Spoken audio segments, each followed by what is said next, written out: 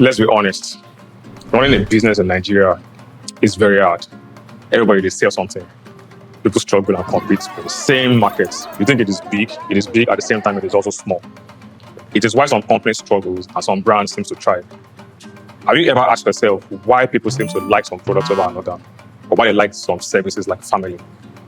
Now, maybe you have a business in the market, you're about to take your product there. But before you start your next dance challenge or giveaway when you are going to the market, there are some questions you need to ask yourself. Number one, how do modern consumers think when they're putting the products?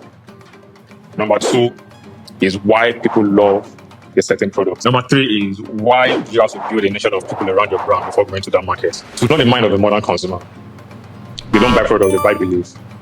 Once they believe in something, they follow that thing, they advocate for you, and they tell the whole world about your products. It is why people queue at Mr. Biggs in the 90s to buy their meat pie. We weren't the only ones selling pie at that time. It's the same reason why Whiskey fans and the video fans are always fighting on Twitter.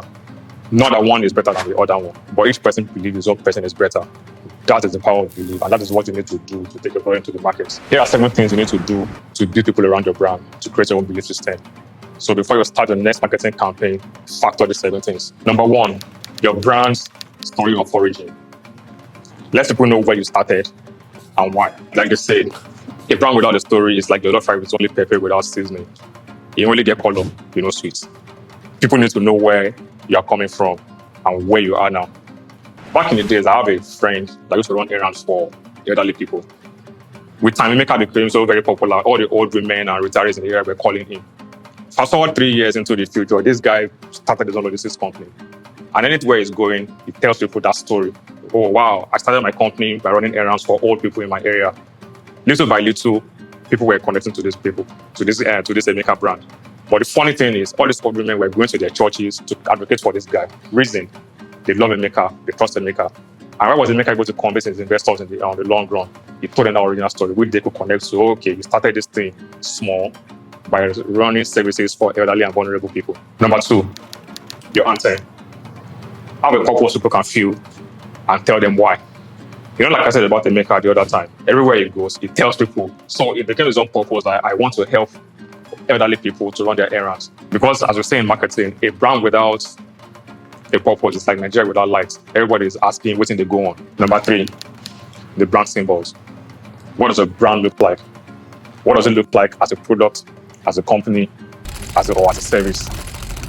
When you think of brands like MTN, like Nike, like Dangote trucks, without writing anything, once you see it, you know it. So your symbol is what connects you to the audience visually. It could be your company color, it could be your logo, it could be your persona, it could be all in all. Even for intangible things, like maybe like a food brand, for instance. I know what your food tastes like, so that's where I know your symbol. You get too much pepper or maybe too much Maggi. A brand without a symbol is like a country without a flag. It's just there, nothing to identify with. Then once you have your symbol, build your tradition. Number 4, build a tradition around your brand. Once you have a symbol, you need a tradition too. When you go to church, for instance, they have a sequence of events. They have the offering time, they have the prayer time, they have the testimony time. Those are things people expect anytime you go for service. So what is your own? Do you do weekly giveaway? Do you call your customers after buying from you?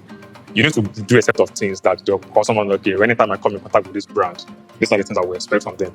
So you have your brand symbols and your tradition. That takes us to number 5. Create your brand mantra. What is your mantra? Think of how every Nigerian say one thing. Nigeria they carry last. It's our slogan, not in our national anthem, not in our play, but we created that thing for ourselves. That is the power a mantra can give your brand. Think of Arsenal fans calling themselves the Gunners, or the video people calling themselves 30 billion gang, Whiskey FC. Those are the words your fans will use to connect with your brand beyond what even you are telling them. Number 6, every brand needs an opponent. We call it the opposition. Once you have your mantra that is charging your people, they need to mirror that thing with another brand. A brand without an opponent is like a brand inside a vacuum. People must talk about you, whether for good or bad. Try and stand for something and always emphasize it all the time and identify who you are hitting the games. For every Jay-Z, there's a Nas. For every Whiskey, there's a Davido. For every Barcelona, there's a Real Madrid.